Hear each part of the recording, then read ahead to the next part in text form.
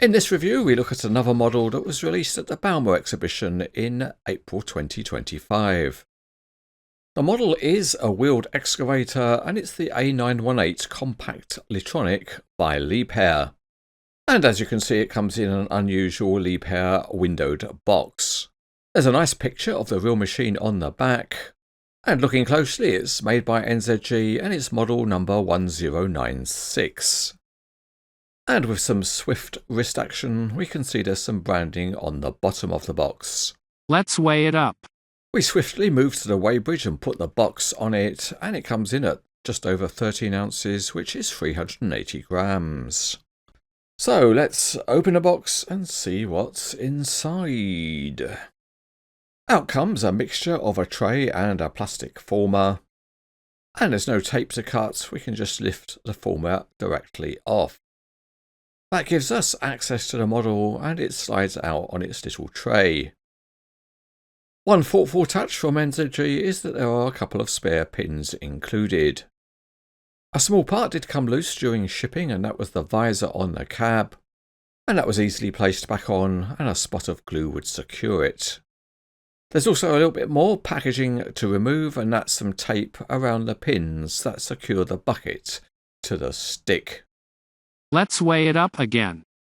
We now drive the machine onto the weighbridge, and it's a nice round 9 ounces, which is 255 grams.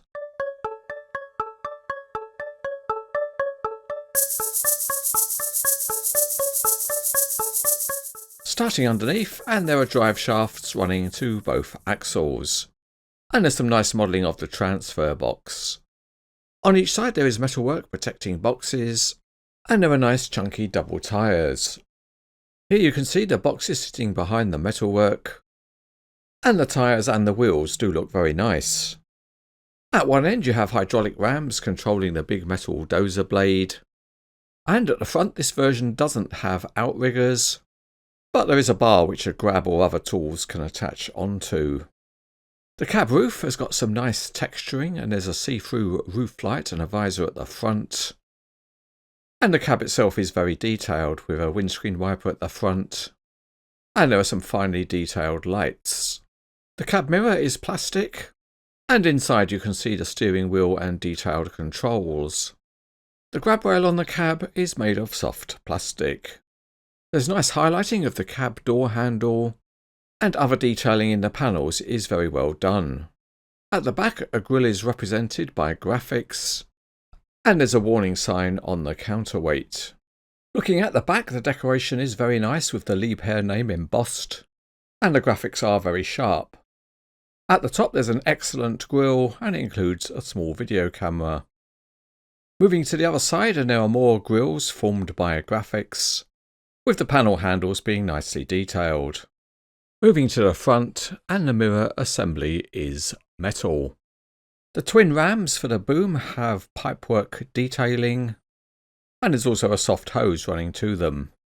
Looking down from above, and the detailing is great. Many of the small components are highlighted, and you can see the excellent mesh grille, and there are lots of soft hydraulic hoses running from the engine to the boom.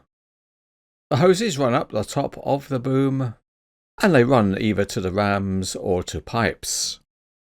A nice touch is that the rivet connections are very discreet. And you can see here how finely detailed some of them are. And that adds a great look to the model. Moving down to the stick, and the hydraulics continue, and they give the whole model a busy appearance. There are some chevron graphics, and at the end of the stick there is a quick connector and also the bucket. And as you can see, the bucket is of a simple metal design.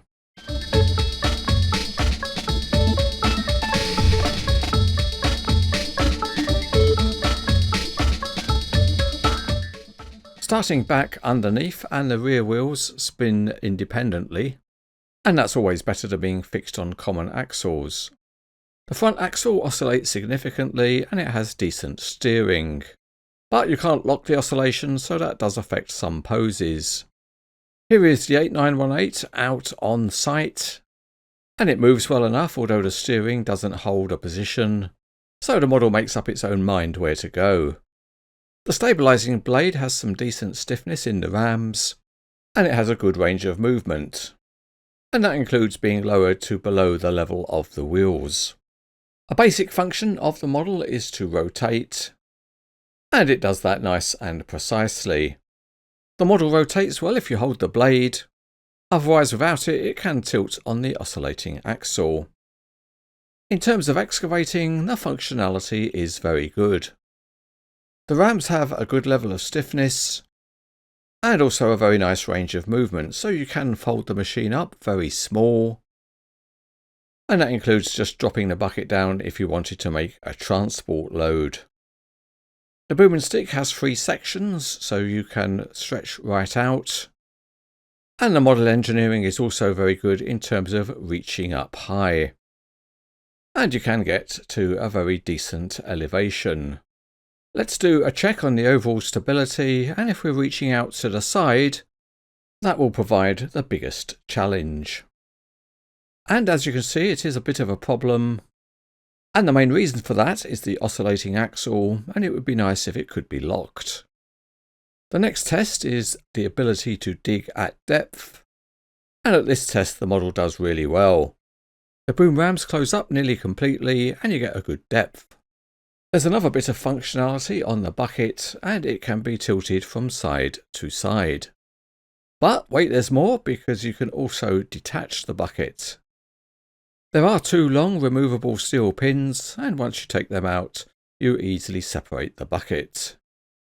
That then also gives you another option, which is to fix the bucket the other way round. And that's for those who are a scooping up kind of a person.